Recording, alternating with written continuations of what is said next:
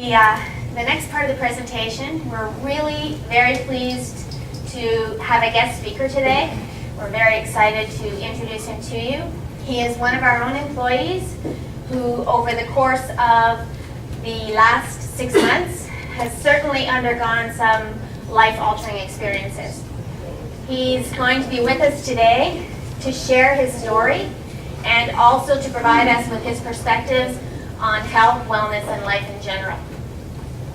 So I'd like to introduce to you Bryan Courier.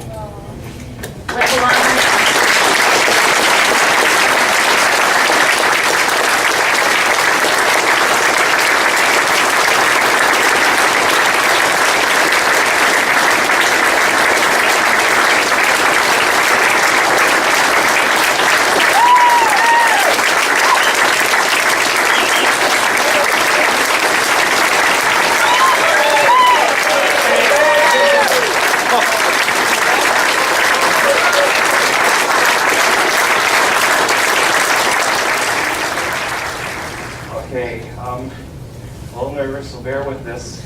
My name is Bryan Courier, and I've worked at the site here for the last 21 years, and I remember the medical department asking me a few weeks back if I would like to come here today and share my story. And I said I would, and then I remember hanging up and going, oh gosh, what have I agreed to here? So, I know that this is my story, but in, I think, a lot of ways it's possibly about all of us. Lots of people get sick. It's flus, it's common colds, cancer, heart attacks, and yes, some sadly have died. I'm really nobody special. Back in May, I became sick with a disease called necrotizing fasciitis, or more commonly known as flesh-eating disease. You know, I can remember telling Sharon Cohen, a coworker of mine, that in the past that everyone should experience a near-death experience that, you know, but without the pain, and it's how you think about things afterwards that makes you appreciate things. I know that Sharon had a heart attack a few years ago, and I know it affected her. So I'd like to tell you about my adventure with near-death and how it's affected me. So it all happened for me on a Saturday morning. I went running with Mary Jo, and I got back from the end of the run, and I felt like my left calf muscle was really sore, more sore than it should be. I didn't think a whole lot more about it, and I remember Saturday and Sunday went by, and you know, it started feeling like possibly I was coming down with the flu. So I went to work on Monday morning, and I made it to about 11 o'clock, and I remember telling Ron Gray, my boss, that, Ron, I'm just going to go home. I don't feel good, and I don't want to spread this around to anybody else. And he said, sure, go ahead. And so off I went, and I remember going home, and I fired up the laptop, and I was going to work those 4 hours, I really was, but instead I just went up to bed and fell asleep and woke up every hour on the hour and feeling guilty that I still didn't have the energy to go and sign back onto that computer. So, you know, a lot of nights, Mary Jo and I will give each other a call, but for some particular reason on that night, we didn't call each other. And the next thing I remember on Tuesday morning was that Ron was calling me, and he's, you know, it was pretty much out of character for me not to have been signed on or call in absence, and he says to me, Bryan, are you okay? And you know, I started babbling to him like an idiot, not making much sense, and you know, in a lot of cases that might not have been far off my norm, but anyway, you know, Ron calling me probably saved my life. And so the next thing you know, he's calling Mary Jo at work, who called a friend of hers that lived close to where I lived, and everybody kind of converges on me at once, and then the paramedics arrive, and off to Belleville General Hospital I go, and I went into triage, and they somehow knew at that point it was was going to be a little bit more than they were going to be able to handle. They had noticed some black spots on the back of my leg, and then my parents arrived, and I remember later on when I was told this story of being so sad for my parents, because my brother had died a couple years earlier, and I was sad to think that they came so close to losing another son.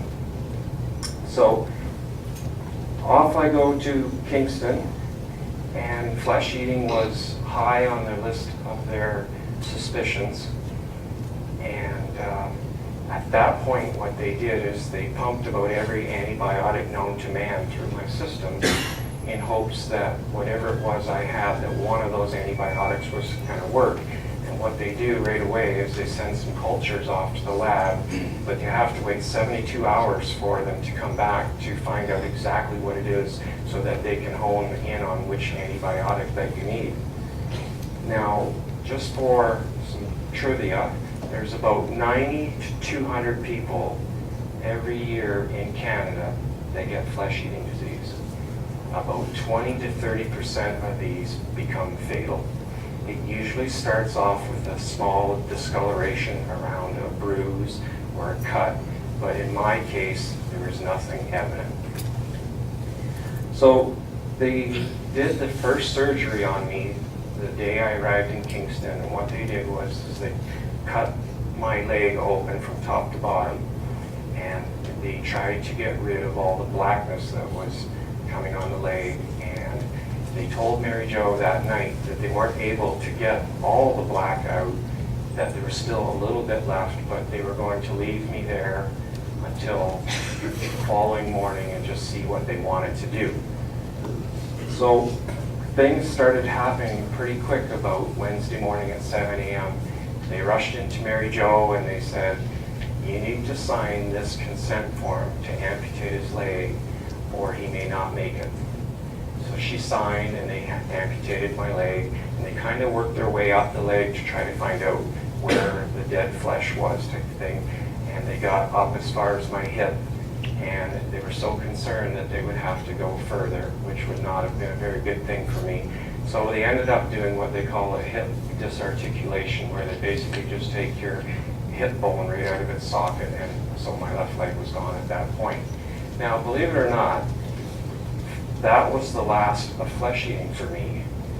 But unfortunately, what happened was my body shut down the remaining supply of blood in trying to protect the core, so it no longer sent blood to my arms or legs.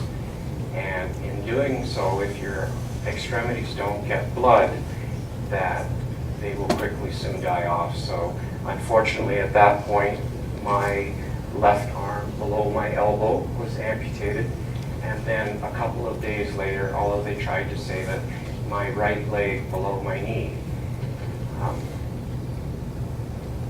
So the surgeons told, to even add further to it, when they amputated my right leg, a good thing happened at that point, and blood started flowing to my right arm.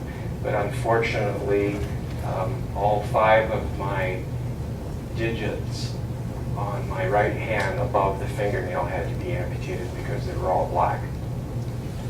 So the surgeons later told me that they felt it was only my fitness level that had saved me from dying. And that, Mary Jo, I want to thank you for getting me off the couch and making me a runner.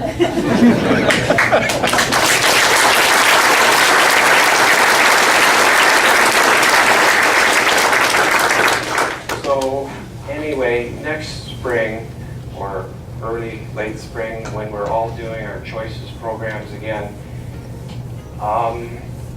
take a little longer when you get to the part that's death and dismemberment. I really wish I hadn't been so cheap and not checked that box off. I'm sure I'd have a few